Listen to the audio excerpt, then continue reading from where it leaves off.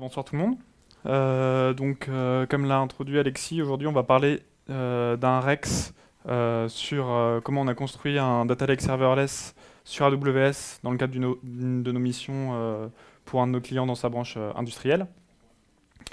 Petit disclaimer, on parle de Data Lake serverless ce soir, mais nous on va pas se concentrer seulement sur les services liés à la data ou l'analytics chez AWS, mais à tout l'ensemble dont on a eu besoin et tout ce qu'on a mis en place pour l'ensemble du data lake, donc pas seulement les technos analytics. Je sais pas si tu veux. Oui, c'est ça, parce qu'on m'entend. Oui.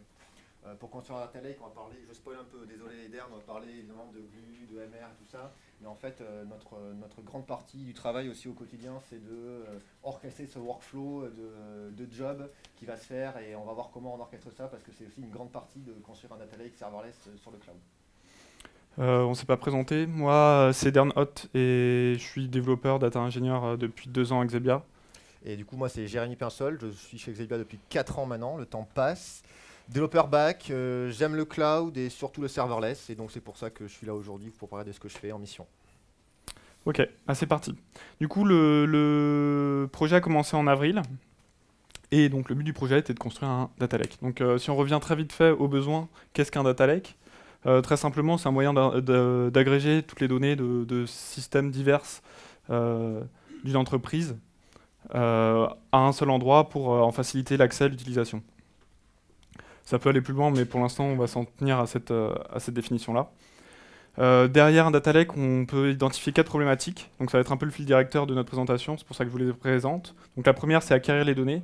C'est souvent ce qui est le plus difficile d'ailleurs. Dans notre cas, c'est la branche industrielle, donc on va récupérer des données de capteurs d'usines qui sont réparties partout dans le monde, qui tournent sur des réseaux fermés, avec des bandes passantes très faibles, sur des systèmes vieillots ou en vieille version. Et du coup, le premier challenge, ça va vraiment être d'acquérir ces données. Ensuite, on va vouloir ingérer ces données, c'est-à-dire les rassembler toutes au même endroit pour pouvoir les utiliser. Ensuite, on va les préparer, nettoyer pour en faciliter l'utilisation et enfin exposer ces données à des cas d'usage, des projets qui seront clients du data lake. Une manière un peu classique d'organiser ces données dans un data lake, c'est celle que j'ai mis en bas. C'est aussi le fil directeur de notre présentation. Donc d'abord, les données vont arriver dans un dossier incoming de manière un peu transitoire, depuis lequel elles vont être copiées dans un dossier RAW, où ce sera vraiment la donnée pure, non modifiée, mais qui sera stockée de manière pérenne, au cas où on veut y accéder dans un temps, enfin plus tard. Et ensuite, on va préparer la donnée, la nettoyer, la mettre par exemple dans un format plus pratique pour la requête, et enfin la déplacer dans le dossier prepared. Comment on fait ça habituellement ou traditionnellement? Souvent, on utilise l'écosystème Hadoop et un bon cluster Hadoop on-premise. Je ne vais pas rentrer dans le détail de ce qu'est Hadoop, mais ce qu'on peut dire des avantages assez connus, c'est l'administration déjà du cluster Hadoop, ça peut être quelque chose de compliqué. Au niveau coût aussi, ça veut dire qu'on doit supporter le coût du cluster 100% du temps, 24 heures sur 24, alors que souvent ces capacités vont être utilisées que une petite partie du temps, par exemple avant les horaires du boulot. À ces problématiques-là, depuis quelques années, on a quand même le serverless et les services managés de nos cloud providers préférés qui nous donnent des solutions pour ces problématiques-là. Et c'est pour ça qu'on a décidé de partir sur un data lake serverless. Le client a poussé un peu pour AWS, nous on était d'accord, donc on est parti sur AWS. Donc là, le premier enjeu, c'est comme Eder a dit, c'est acquérir les données. Donc on est bien en amont du data lake. Donc là, on va parler comment en fait on fait venir ces données dans le data lake. On a des usines qui sont réparties dans le monde entier, donc usines A, B, C, etc. Ces usines, elles ont des bandes passantes qui sont plus ou moins garanties, surtout pas garanties. Le but, donc enfin, on a fait comme ça, toutes les données arrivent sur un NAS, donc dans le système du client, donc data center. Donc ces données elles sont zippées, BZ2 précisément, donc elles sont sur un NAS. Donc une fois qu'elles sont dans le data center central du client, on a presque gagné. Maintenant, il faut les faire venir dans S3. Et qui dit Amazon, qui dit Data Lake, dit forcément, comme j'ai dit, S3. Et là, le client n'a pas de technologie qui sait parler du S3 directement ou pas aujourd'hui. Donc ça veut dire que nous, on voulait faire du NAS directement sur S3, donc on n'a pas pu. On a dû parler à un protocole que tout le monde connaît, je pense ici, c'est qui s'appelle SFTP. Le Data Lake a commencé en avril, donc il n'y avait aucun service sur le radar d'Amazon pour faire du SFTP managé. Donc on a pris une OptimiMin, notre Optic CloudFormation, on a pris une image, une SFTP Gateway, l'AMI d'Amazon, enfin il y en a AMI. On l'a acheté, en fait, on la prend. Donc cette AMI est pas mal parce que en fait, dès qu'elle nous gère le système SFTP pour nous, dès qu'il y a un fichier qui arrive sur le disque dur, ça laisse un event et ça le met dans le répertoire S3 qui va bien. Donc pour la rendre, on va dire hot dispo, on va dire fail-proof. On a mis des EBS en auto-scaling group, en load balancer. Enfin, on a dû faire toute une tambouille, donc c'est pas simple. À refaire maintenant, on prendrait directement le nouveau service qu'ils ont annoncé en reInvent qui permet de faire du SFTP managé. On verrait ce qu'il donne. Donc là, à l'époque, on a fait comme ça. Donc là, potentiellement, on changera. Mais, lueur d'espoir, le client nous dit « Oh, on a du S3 qui arrive en bêta dans notre data center vers Amazon. » Donc on testera ça aussi. Donc maintenant qu'on a acquis ces données dans le Data Lake, donc elles sont sur S3 via du SFTP, elles sont dans un répertoire incoming, il faut les mettre dans raw data. Donc les mettre dans raw data, on va voir justement qu'avec ça, c'est pas juste un MV, c'est pas juste un coupé-coller des données, c'est un peu plus compliqué parce qu'il faudra partitionner, faire plein de choses comme ça. Ça peut faire peur, on va rentrer un peu dans le détail, mais pas trop. Ce qu'il faut juste retenir sur ce schéma, c'est que en orange, là, ce sont des lambdas. Le tronc commun, en jaune pas beau, c'est une step function. C'est pour orchestrer tout le workflow de lambda. Parce qu'on va avoir plein d'états à gérer, des choses comme ça, des boucles, etc. Donc on s'est dit que le tronc commun, la step function, gère le workflow, et tous les traitements lourds, qui vont être de copie des fichiers, de calcul de MD5, ils sont déportés hors step function, sur la partie droite du schéma. Première étape, en fait, c'est quand les fichiers arrivent sur S3, ça va être de démarrer ce step function. Donc, on a des fichiers qui arrivent, il faudra lancer la step function. Deuxième étape, en fait, c'est de calculer, nous, côté Lake, quelle est la checksum des fichiers qu'on a reçus, pour voir s'il y a eu des pertes réseau, des corruptions, des choses comme ça. Donc ça, c'est la partie qu'on va détailler. Troisième étape, c'est vérifier que ce qu'on a calculé, nous, ça correspond bien à ce qui a été envoyé du client. Sinon, on arrête le traitement, on n'a pas envie d'ingérer données pas bonnes. Une fois que ça c'est bon, on va couper les fichiers, move les fichiers de incoming à raw data en les partitionnant. Et une fois qu'on est là, on a les données en raw data, on pourra en faire quelque chose. Alors, première étape, c'est déclencher la step function. Donc ici, vous avez la machine, enfin le C2 qui est SFTP Gateway, qui est écrit sur S3. Sur S3, on a branché les systèmes d'événements de S3. Donc, à chaque fois qu'on a un fichier qui arrive dans le pattern /incoming / la source, ce qu'on fait, c'est qu'on déclenche un event, donc ça c'est des events, qui arrivent dans une SQS. Donc, cette SQS, elle contient tous les fichiers du data lake, ou toutes les métadonnées des fichiers qui doivent arriver dans incoming. Depuis un an peut-être, 6 mois, un an, Amazon, on peut brancher des lambdas sur du SQS. Donc ça veut dire qu'on a mis une lambda qui écoute SQL, en gros qui dépile SQS, et qui, quand elle voit un fichier particulier, elle va lancer la step function. On est en Python. Démarrer la step function, c'est le step function client.start execution, et on lui passe la payload à la step function qui va transiter entre tous les flows qu'on a vus. Ce fichier particulier, c'est ça. C'est comme on travaille. Alors là, on va traiter le cas de batch de données. On ne parle pas de streaming. Donc tous les jours, ou toutes les 2 heures, et même toutes les heures des fois, on a des fichiers qui arrivent dans le lake. Ces fichiers sont des fichiers CSV qui sont BZIP. On traite des lots de données donc. Pour ça, donc la source, on demande envoie les fichiers et envoie en plus un fichier qui s'appelle, on appelle les listing, qui contient en fait tout ton lot de données. Donc donne-moi ton lot de données, c'est donne-moi tous les fichiers qui sont là et donne-moi la checksum côté source que tu vois. Donc ça, en fait, dès qu'on détecte ce fichier qui arrive dans S3, on lance la step function avec ça et on dit traite-moi ce lot de données. Donc là, on a vu la partie tout à gauche. Donc la step function est lancée avec ce fichier. On sait quelle autre donnée on va traiter. Et maintenant, on va voir comment on calcule les MD5. À gauche, la step function. À droite, le calcul. Donc, cette lambda, donc là, forcément, step function a branché quasiment que des lambdas dessus. Elle, ce qu'elle fait, c'est qu'elle prend le fichier, elle ouvre le fichier et elle parcourt toutes les lignes du fichier. Si le fichier est présent dans le dossier incoming, elle envoie un ordre de calcul du MD5. Et cet ordre, en fait, elle le fait en mode asynchrone, elle l'envoie dans SQS et j'ai besoin que tu me calcules le fichier. Donc voici la source key, voici le bucket, calcule-moi le MD5 de ça. Et donc cette lambda, donc, elle parcourt tous les fichiers et s'ils sont là, elle envoie. Et pourquoi s'ils sont là? Parce qu'en fait, les fichiers, ils peuvent mettre du temps. Je disais qu'on a des débits, enfin là on est encore, on fait du 700 kilosecondes actuellement. Donc quand on a des gigas à transférer, ça met du temps. Donc en fait, le workflow, il regarde, donc la lambda, elle parcourt le fichier. Est-ce que tout est bon? Non. Donc en fait, elle boucle, elle attend. En fait, on fait une boucle. Et tant que tous les fichiers sont pas là, on attend et on envoie dès qu'ils sont là. Donc voilà les workflows types que l'on gère dans la step function. On s'amuse à faire des boucles, des conditions et des choses comme ça. Une fois que là on est la partie droite, donc la partie j'ai reçu un MD5 à le calculer, comment je fais pour calculer? Donc encore une fois, SQS lambda, lambda qui est plugué sur SQS. La lambda, ce qu'elle fait, c'est assez simple, c'est qu'elle reçoit la payload à calculer, elle calcule. Le MD5, elle écrit dans S3.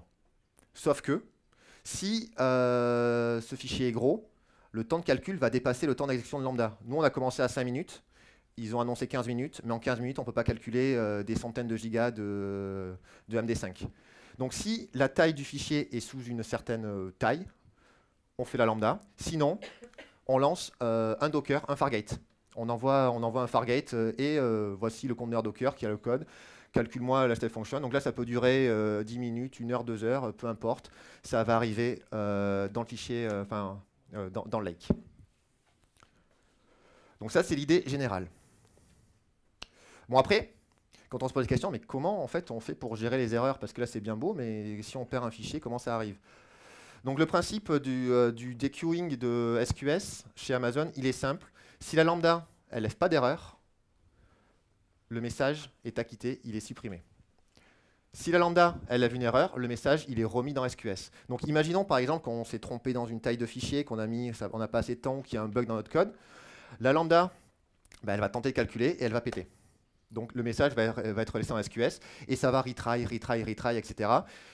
Forcément, la DLQ, au bout de X fois, on met une redrive policy, ça prend un DLQ. Donc là, on aura les messages qui auront été KO. Mais la petite subtilité, c'est quand on travaille comme ça, c'est quand on envoie la lambda, on fait hey, Fargate, lance-moi le conteneur, c'est du fire and forget.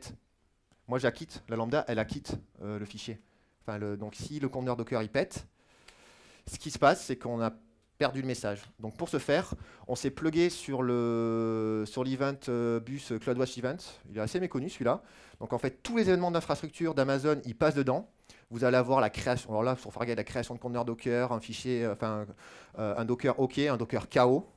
Et le Docker KO, notre Docker KO, on l'écoute. Donc c'est l'événementiel, on plug une lambda. Et dès que tu vois cet event passer dans le bus des messages, tu te déclenches. Et cette lambda, en fait, elle remet dans la SQS en fait, le message KO. Donc avec tout ça, on arrive à calculer des MD5. Donc en mode serverless, sans machine, parce que c'est du Fargate. Donc voilà, donc là on a fait la première étape, on a calculé MD5. Rassurez-vous, je ne vais pas détailler toutes les étapes, c'était juste pour vous montrer en fait la difficulté ou la complexité que ça peut entraîner d'avoir des step functions ou des lambda. Il faut avoir une petite gymnastique pour gérer tous les cas. Donc là j'ai MD5. Ce que je vais faire dans cette étape là, c'est vérifier que le fichier listing que la source m'envoie, ça correspond à ce que j'ai calculé. C'est assez simple, pas de complexité. Le truc intéressant, c'est que on va boucler aussi. On va attendre que tous les MD5 soient calculés, évidemment. Étape suivante. Tout est bon. Je peux ingérer mon lot de données. Je passe de incoming à raw data. Et là, cette partie que vous voyez au milieu, c'est la step function qui va calculer le partitionnement. Est-ce qu'on partitionne par heure, par jour, par minute, etc. Et pareil, la copie de fichier, ça peut être long. On met dans SQS et envoie-moi la copie de fichier et pareil, même mécanisme que tout à l'heure. Donc ici, normalement, on a les fichiers en raw data. Et slide pas fini. Dans la step function, on a dû garder un état. Parce qu'entre chaque lambda, si je reviens là, entre toutes ces lambdas, en fait, chaque lambda, elle produit un output qui est l'input de l'autre, etc., etc. Donc on s'est dit, voilà, ça, en gros, ça c'est notre input-output qu'on gère. Donc on a par exemple le fichier listing key, on sait, voilà, on sait qu'on mange le fichier listing, on a rajouté un état, des choses comme ça. Et on s'est dit, bah, en fait, on va mettre tous les états de tous les fichiers, c'est génial, on pourrait faire passer. Petite limitation, c'est 32 kilo max qui peut passer. Donc en fait, bah, vous ne pouvez pas bourrer votre state de tous les statuts de la Terre. Ce qu'on a fait donc, c'est que voilà. On a mis, ça c'est une clé S3, on a mis les states dans un bucket S3, comme ça on peut les lire. On aurait pu utiliser DynamoDB aussi, mais on a dû déporter la gestion, le stockage ailleurs parce que le flow ne pouvait pas le gérer. Demo time, c'est là compris. Alors pour fixer les idées, je vais vous montrer ce que ça donne. Donc dans mon dossier, j'ai deux fichiers. Des users et des pingouins, malheureusement, on n'a pas trouvé d'autres idées avec Ydern. Si je prends voilà, des pingouins, c'est quoi? C'est un fichier CSV. Donc il y a une en-tête, il y a des colonnes, etc., etc. Je suis une source. Je vais juste squeezer la partie SFTP. Je suis une source. Première chose que je dois faire, c'est fournir mon fichier de l'eau, mon fichier listing. C'est très très simple. C'est MD5. Je calcule le fichier MD5. Donc si je fais cat listing, voilà, ça c'est le fichier que là, pour notre cas, on va recevoir. Nos deux fichiers et la checksum associée. J'envoie ça sur S3. Voilà, donc ça a envoyé. Le S3, donc on a le dossier incoming. Donc voilà, donc j'ai mes dossiers, mes fichiers qui arrivent dans MySource, ils sont tous là. Et je vais aller voir la step function qui a dû se déclencher parce que j'ai envoyé un fichier listing.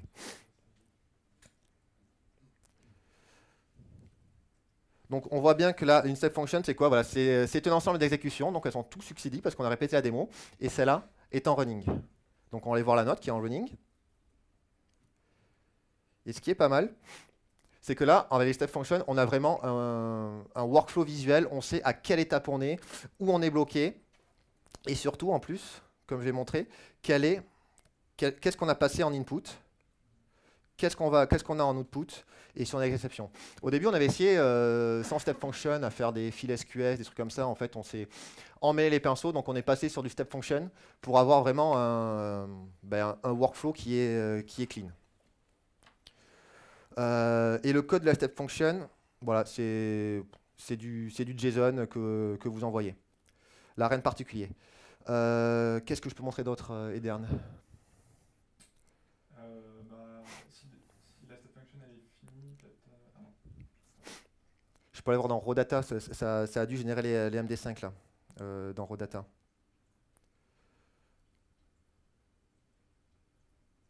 Donc je retourne sur S3.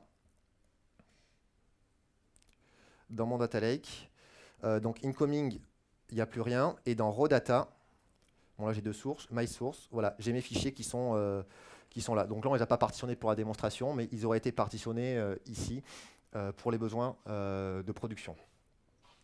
Donc là, voilà, donc là, vous avez vu, en fait, on passe pas mal de temps à faire sur le projet des stack functions, des états d'état, de la gestion d'état, des lambdas, pour ensuite aborder la partie data que Ydern va nous montrer.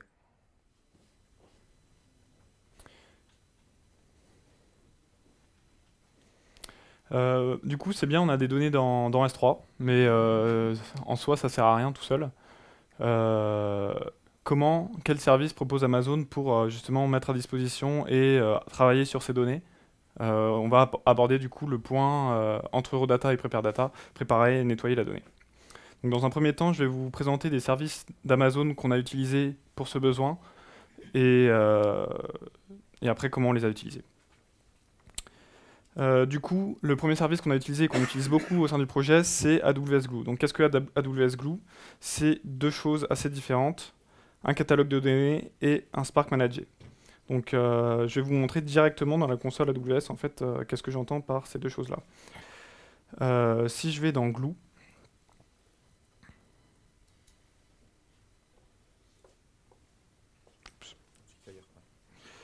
En fait, un catalogue de données, qu'est-ce que c'est? C'est une manière de cataloguer ces données. Si vous connaissez les data lakes, vous savez à peu près ce que c'est.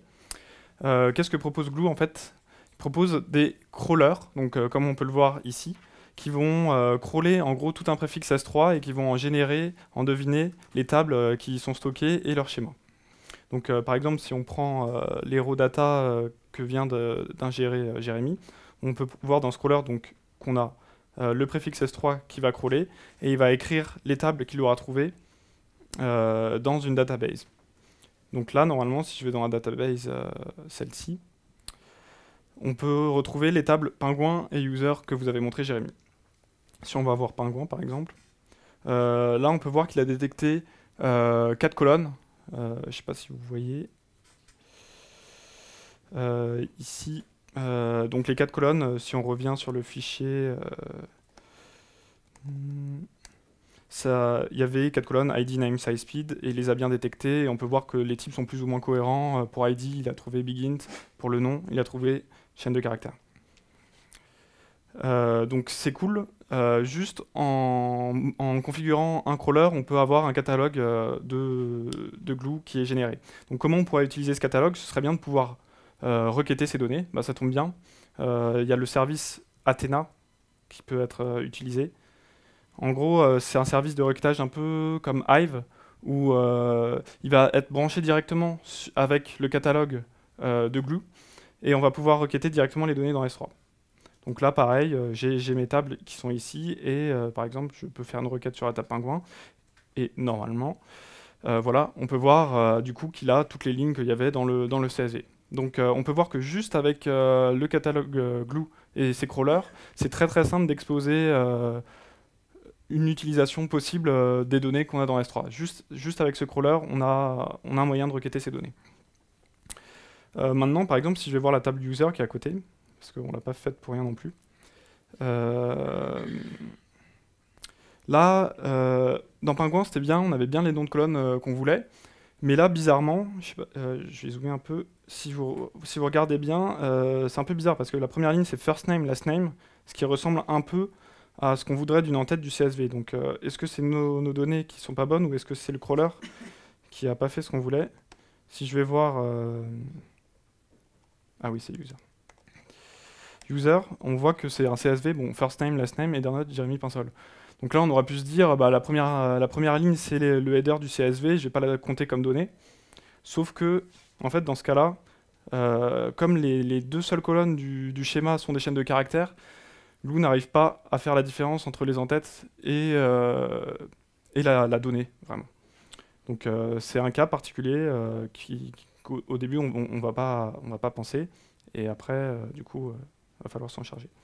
Un autre cas un peu bizarre, Jérémy, vous n'avez pas montré, mais on a fait une autre source avec deux tables, une table city, une table country, et le crawler, il a fait en fait, il nous sort qu'une seule table, alors qu'on voudrait deux tables. Il a mergé en fait, il a fusionné les deux tables city et country. Donc dans name, on a à la fois des villes et des pays. Et par contre, il a créé une colonne partition 0 qui partitionne en gros la table sur des pays ou sur des villes. Donc ça, c'est un autre comportement un peu spécial du crawler qu'il faut prévoir. Donc tout ça pour dire que c'est super pratique d'avoir le crawler, mais il y a quand même quelques cas à gérer. Donc si je refais un bilan vite fait sur le catalogue de données, donc c'est super pratique parce que on peut détecter les nouvelles tables et les nouveaux schémas très facilement.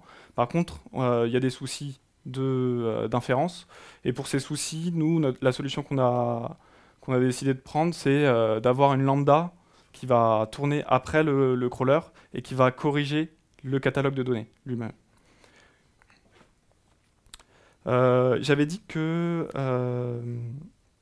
Glue, c'était deux choses, c'était un catalogue de données et un Spark Manager. C'est aussi un Spark Manager en fait, donc ça n'a pas forcément de rapport direct, mais on peut écrire du code Spark, lui donner, et il va se charger de tout provisionner et de faire toute sa cuisine pour le faire tourner. Donc c'est super pratique. Il n'y a vraiment pas besoin de temps de setup et tout ça, et on peut très très vite faire tourner des jobs de transformation. Typiquement, nous, pour la transformation de raw à prepared, on va transformer les CSV en parquet parce que c'est des formats beaucoup plus pratiques pour le requêtage. Par contre, il y a quand même quelques problèmes sur cette partie Spark Manager, notamment les performances et les quotas. En effet, les DPU qui sont l'unité de ressources pour la partie Spark Manager ETL de Glue, on se heurte assez vite au quota. Donc au début, on est à 30 DPU, ça fait pas beaucoup. Et il faut sans cesse augmenter les quotas. Si on a plein de sources qu'on veut ingérer au même moment, c'est problématique. Et un autre inconvénient de la partie Spark Manager, c'est que soit il est très simple, mais quelquefois il est un peu trop simple. On peut lui donner qu'un seul gros scala en fait. Donc pour organiser son code, c'est pas forcément super pratique.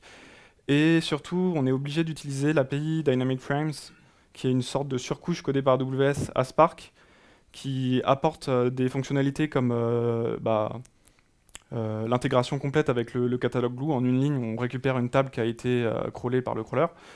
Par contre, on est très très contraint sur les transformations qu'on veut faire. Si on veut faire des trucs un peu complexes en Spark, qu'on a l'habitude de faire en Spark, on ne pourra pas les faire avec les Dynamic Frames. Et c'est à cause de ces inconvénients qu'on a été amené à considérer un autre service qu'on n'avait pas du tout prévu forcément à la base, qui est AWS EMR. Donc qu'est-ce que c'est AWS EMR? C'est juste un cluster Hadoop managé. Donc on reste serverless, on utilise ce cluster Hadoop de manière éphémère, c'est-à-dire que Dis-le vite, serverless quand même. on va instancier le cluster au moment où on va vouloir lancer un job, et une fois que le job sera terminé, le cluster sera détruit. Donc on n'a quand même pas de serveur à gérer. Rapide avantage, inconvénient. On peut utiliser, du coup, on n'est plus du tout obligé d'utiliser les Dynamic Frames. Du coup, on peut faire du Spark, ce qui est super pratique. Tous les data ingé connaissent, et on peut faire à peu près ce qu'on veut avec. Et surtout, au niveau configuration, on choisit les EC2 qu'on veut, le nombre qu'on veut. Du coup, au niveau charge, on peut gérer ce qu'on veut. Il faudra juste payer plus. Par contre, on a mis au moins une semaine de setup time, c'est-à-dire que autour de MR, il faut quand même coder la cuisine pour justement créer le cluster, supprimer le cluster à la fin du job. Et tout ça, ça prend du temps. Donc c'est moins facile à setuper que Glue. Le startup time, le temps d'instanciation d'un cluster, selon la taille du cluster bien sûr, ça peut être long. Dans notre cas, on se prend 10 minutes à chaque fois qu'on veut faire un job parce qu'il faut instancier le cluster. Et enfin, on perd l'intégration très facile qu'on avait avec le crawler, avec le catalogue Glue qu'on avait avec AWS Glue. Donc les deux ont des avantages et des inconvénients. On utilise du coup les deux, nous, dans notre data lake. Dans quel cas on utilise l'un ou l'autre? C'est assez évident finalement avec ce que je viens de dire. La partie Glue, on va l'utiliser pour la création et l'alimentation des données, c'est-à-dire que la partie crawler, elle est quand même super pratique, même si elle a quelques défauts. Ça marche super bien et ça sauve la vie. Et pour les cas simples de transformation, on va aussi utiliser la partie Spark Manager, comme ça on n'a pas à gérer, on n'a pas le startup time et on n'a pas à gérer de configuration de cluster ou quoi. Par contre, on utilisera EMR quand on a des workloads importantes, parce que selon les sources, on peut avoir des petites sources avec très peu de données, ça dépend d'où ça vient, ou alors des grosses sources avec beaucoup de fichiers et une taille importante. Dans ce cas-là, on va utiliser EMR pour pouvoir avoir un peu plus de flexibilité sur les ressources. Et enfin, pour les transformations qui sortent des cas d'usage des Dynamic Frames, typiquement des jointures, des group by et tout ça, on sera juste obligé en fait, d'utiliser EMR. Donc tout ça, comment c'est utilisé?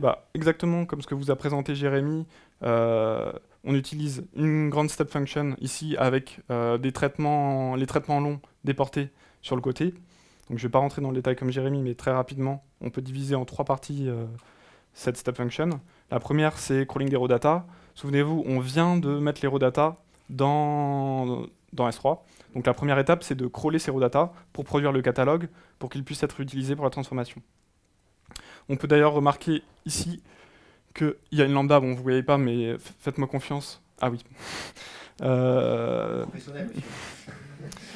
Qui s'appelle post-processing et qui fait le post-processing du crawler. Donc tous les petits défauts ou particularités du crawling vont être corrigés dans cette lambda qui tournera en sortie du crawler.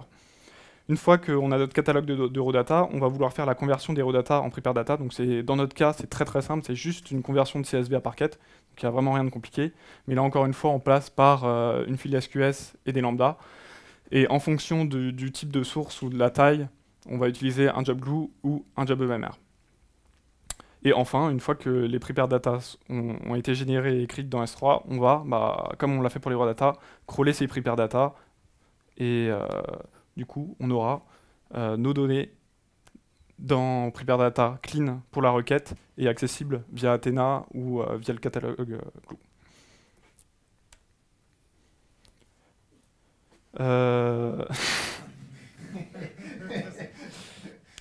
C'est vrai.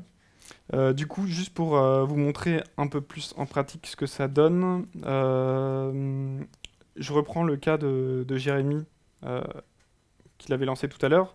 Normalement, après sa step function d'ingestion, il y a la step function que je viens de vous montrer qui s'est déclenchée et qui a dû écrire les données dans prepare data et raw data. En l'occurrence, elle utilisait Glue comme moteur de transformation, du coup, et pas EMR. Et du coup, dans la console AWS Glue, là, je peux vous montrer... Ah bah, il est pas. Ah si. Là, on peut voir les jobs qui ont été exécutés. Donc celui-là, il a dû être exécuté très récemment. Et bon, 7h30, ouais, c'est ça. Et si je vais dessus, je peux voir, en fait, par exemple, le script ici, directement le code Scala qui a été utilisé pour la transformation. Donc c'est vraiment juste ça. On lui donne le code et il va l'exécuter. Bah, je pense que c'est tout. Il y avait tu peux montrer la step function pour voir.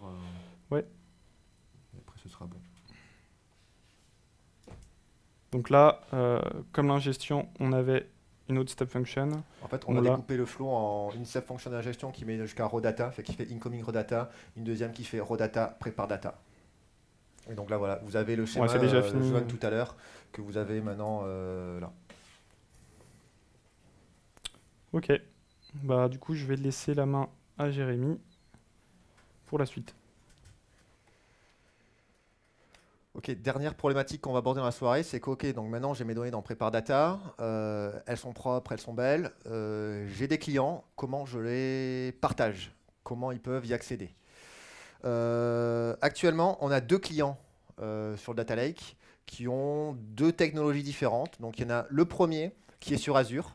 Donc là, lui, ce qu'il nous demande, c'est j'ai juste besoin d'accéder au fichier Prepare Data.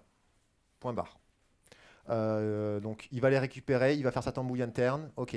Donc comment on fait juste pour donner l'accès à des fichiers Prepare Data? On est sur S3, donc Bucket Policy. Donc si on veut donner l'accès à des clients qui ont juste besoin au fichier, on met juste une Bucket Policy qui va donner l'accès. Mais c'est pas si simple en fait, parce que ces clients sont sur Azure, et Azure ne sait pas gérer de rôle ou de cross-domaine comme ça. Donc ce qu'il faut faire, on a dû faire quelque chose, on a déclaré un utilisateur IAM pour eux, avec des credentials Amazon. Donc bien sûr, ça implique une gestion de qui dit utilisateur IAM, dit politique de rotation de clés, tout ça qu'on doit gérer. On a été obligé donc de faire ça. Et cet utilisateur IAM, juste là, il a le droit d'accéder à certaines sources, à certains préfixes du S3 et pas à d'autres.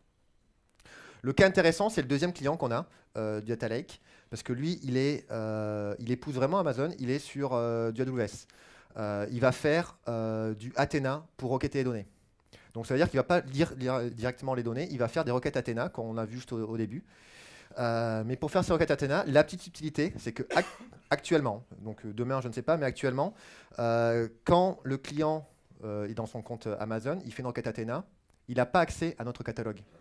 Dans Glue, on peut partager un catalogue de données, mais sauf que Athena, le service Amazon Athena, ne peut pas se plugger sur un catalogue qui est externe. Donc, voilà ce qu'il faut faire. C'est que nous, on est ici. On a notre catalogue, donc dans le workflow qu'a montré tout à l'heure Edern. On a calé une lambda, après le post-process, qui va synchroniser le catalogue qu'on a chez nous, qui va le mettre dans leur data lake. Donc ça veut dire qu'eux, ils se retrouvent avec notre catalogue dupliqué, on va dire, synchronisé. Et comme ça, eux, les utilisateurs ou leur script, ils peuvent faire du Athena dans leur compte, tout en accédant avec leur catalogue qui va pointer sur notre S3. Donc ça, ce sont les petites subtilités qu'il faut connaître, parce qu'au début, on se dit, ah, c'est génial, on partage catalogue. Et en fait, on arrive, non. Donc il y a pas mal de petits trucs comme ça à voir, comme on a vu lors de la présentation. En amélioration future, Ouais, du coup, pour rappeler, le projet, il a commencé en avril dernier, donc on a quand même il tourne en production, tout ce que on a montré. On a 2 clients en production qui utilisent les données du Data Lake, qui attendent des données tous les jours et tout ça. Et du coup, on a listé juste dans cette slide quelques voies d'amélioration pour un futur proche. Donc côté data management, aujourd'hui, on a le catalogue Glue, mais c'est juste des schémas. Généralement, on essaye d'enrichir ça avec des descriptions métiers, donc de la documentation de la donnée, que contient cette colonne, que contient cette table. Il y a des choses comme le lineage, par exemple, de la généalogie, de la génération des tables dans le cas de business data, qui peut être intéressante. Aujourd'hui, on a rien sur ce cas-là. On construit une console à côté.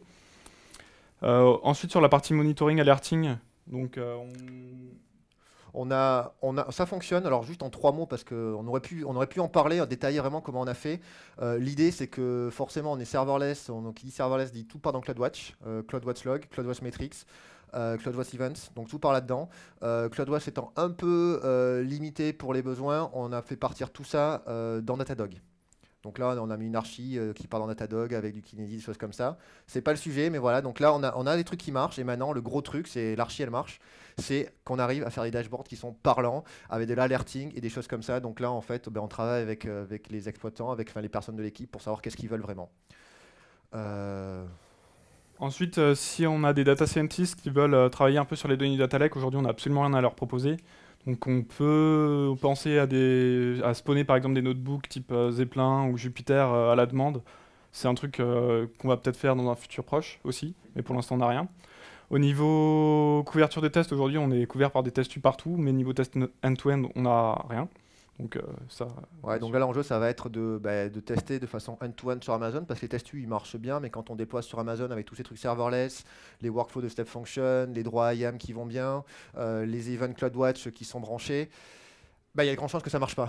Donc l'idée, c'est que quand on fait des évolutions, qu'on soit garanti, qu'on spawn une infra éphémère, juste pour ça, qu'on fasse passer un lot de fichiers et qu'on voit qu'on a certes que dans Athena, on a bien les requêtes qui vont bien.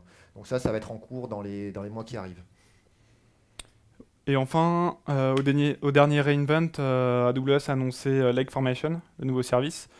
Donc je ne sais pas si vous en avez entendu parler, mais il a l'air de répondre à pas mal de problématiques qu'on a adressées dans ce projet. Et du coup, nous, on a comme but de tester ce service, voir ce qu'il peut nous apporter, voir s'il peut compléter ce qu'on a déjà. Oui. Voilà. Notamment sur la gestion des droits, de partage, de droits sur les colonnes. Il y a plein de choses comme ça qu'il faut qu'on regarde et qu'on intègre, ou voir comment on peut s'intégrer avec eux.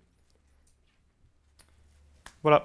Bah, merci de nous avoir écoutés, et si vous avez des questions, c'est maintenant.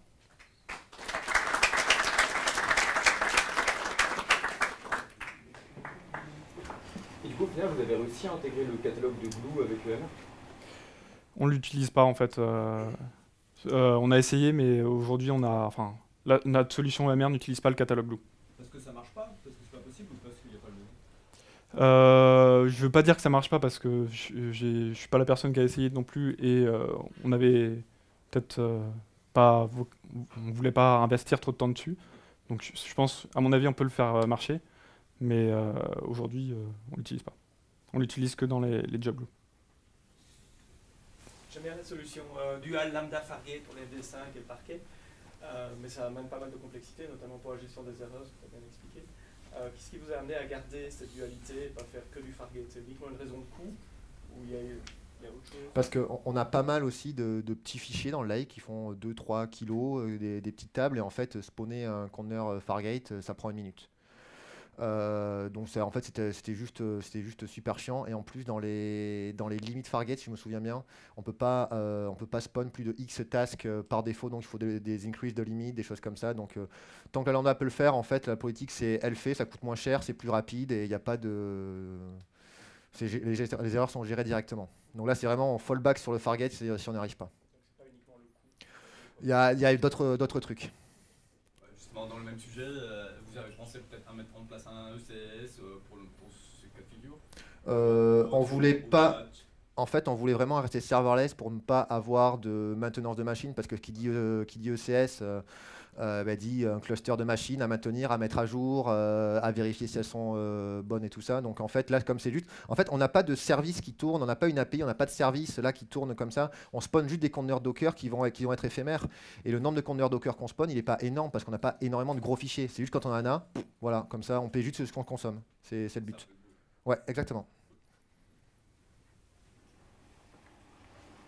J'ai une question sur les catalogues. Vous avez dit que vous avez synchronisé l'un et l'autre. Mais Ouais. c'est quoi? C'est vous lancez manuellement la lambda qui vient Non, en fait, c'est dans le workflow que j'ai montré, le deuxième. Au même titre qu'il y a une lambda de post-processing, il y a une lambda juste en dessous Là. qui synchronise le catalogue. En fait, ici, le catalogue, il est crawlé. Donc là, pour le détail, c'est du CloudWatch, vous savez. Et là, on nettoie et on synchronise. Voilà. Il n'y a pas moyen de faire un espèce de DMS entre deux catalogues ou un truc comme ça pour avoir une synchro Bah, on a parlé à AWS, là, juste, c'était quand? Avant-hier, par rapport à ça. Donc, une solution, ça peut être aussi de donner les droits d'accès à Athena directement, à notre Athena de notre account. Et du coup, il pourrait directement, sans avoir à synchroniser le catalogue, accéder aux données et requêter dessus. Sauf que pour nous, en fait, ça veut dire qu'ils vont utiliser nos ressources Athena de notre compte, et dans une politique de self-service, un peu du data lake. C'est pas ce qu'on voulait, quoi. Comment vous déployez les step functions? C'est quoi le développeur workflow pour s'assurer que tout soit déployé en même temps, que les dépendances soient gérées correctement? Est-ce que vous déployez lambda par lambda? Je vais aux toilettes. Non, en fait, c'est super simple. On a les deux step functions que tu as vues là, elles sont dans un CloudFormation. Donc en fait, on a un CloudFormation qui contient, on appelle ça la chaîne d'ingestion, qui contient les lambdas et les step functions. Donc en fait, on s'assure de la cohérence intrinsèque de tout. On a grugé comme ça.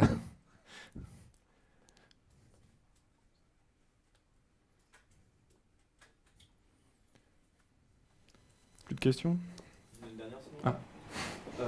Du coup, sur la partie AWS Glue, on peut coder que sur le navigateur? Ah non, pas du tout. Non, c'était juste... non, nous on code sur nos IDE et tout ça, c'est juste qu'on lui donne un Scala en fait.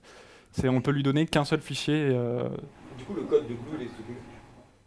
On génère des artefacts qu'on pose sur S3. Ouais, et après, à Glue, quand tu lances un job, tu lui dis prends ce fichier qui est sur S3. Donc après, si sur S3, toi tu connais ton navigateur et tu as juste à faire une copie. Oui. C'est quoi l'Egformation? Parce que je sais pas si... On fait Shifumi. Non mais toi tu vas... L'Egformation, ils ont annoncé ce service à reInvent, donc en novembre, fin novembre. La promesse, c'est en quelques jours, en fait, c'est de faire ce qu'on a fait. Bon, j'y crois moyen. Donc en fait, voilà, on plug des sources de données dessus, donc ça arrive dans Incoming, dans Rodata, dans Prepar-Data. Donc en gros, c'est du glue, c'est des lambdas. C'est la gestion des droits poussés, donc qui va bien. Donc il est encore en preview, on n'a pas pu encore le tester, donc je ne peux pas t'en parler vraiment. Je dis juste que la promesse, c'est faire un data lake rapidement. Ils ont packagé des blueprints. Par exemple, tu veux traiter tel type de fichier, voilà, tu prends la blueprint qui fait ça et ça roule. Ça roule. On verra. Donc on va vraiment se rapprocher de ça pour voir qu'est-ce qu'on peut tirer comme avantage. Ouais. Oui. Ouais. Du coup, en fait, vous allez peut-être en parler la semaine prochaine, mais au niveau des outils de dev, pour tester au local, voilà, pour faire de la data et tout ça, vous avez utilisé quoi comme marquant? Alors moi je réponds pour la partie, on va dire, lambda step function. C'est du Python. Donc on utilise nos IDE favoris. On fait des tests unitaires, donc on va moquer en Python. Et on fait un peu plus que les tests unitaires, on fait un peu de tests d'intégration. On utilise Moto en Python. Donc ça veut dire qu'on a du SQS, du S3 qui va bien pour faire des choses comme ça. Donc ça c'est la partie, on est assez rassuré sur cette partie. En revanche, sur la partie, comme j'ai dit, end-to-end, là on n'est pas encore, bon, on le fait, on déploie, on teste. C'est du PyCharm ou du Atom IntelliJ, PyCharm. Pour la partie data, c'est un peu pareil, c'est juste que c'est du Scala, à la fois pour les jobs Glue et pour les jobs Spark UMR. Et pour Glue, alors pour Glue, c'est pas moi qui l'ai fait, je sais pas s'il est là, la personne qui l'a fait. C'est que Moto, en fait, ne supporte pas Glue par défaut. Donc on a fait une extension Moto pour en fait avoir le catalogue de Glue et tout ça. Donc on a développé une extension Moto, comme ça en fait on teste le Spark Glue avec tout. Donc c'est le petit hack que t'as pas pris au début de projet, tu dis mince. Niveau temps, Jonathan? Ok. Une dernière question, sinon petite pause et présentation suivante. Les clients du Data Lake, ils utilisent quoi? Ils travaillent en code sur le Data Lake ou ils font de la visualisation? Et si oui, avec quoi? C'est QuickSight, c'est Tableau? On a branché QuickSight, nous, il est pas encore, il est assez limité QuickSight, il est pas encore, ils ont joué avec, donc j'ai pas plus de retour. On a branché QuickSight dessus sur le fichier S3 sur du Athena. Mais nos clients vraiment du Data Lake, c'est vraiment des projets qui doivent apporter la valeur métier, c'est-à-dire visualiser les données brutes qu'on a. Et donc eux, un client, celui qui fait sur AWS, donc lui, il va prendre les fichiers qui sont avec Athena, enfin il va faire des requêtes Athena, et il va les retravailler, faire la data science dessus, pour fournir des données business qui sont vraiment propres à lui et qui exposent ça sous un navigateur. En gros, c'est ça.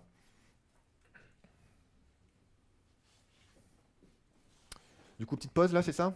Petite pause, 5 minutes. Il y a des chips au fond si vous voulez là. Et on reprend dans 5 minutes.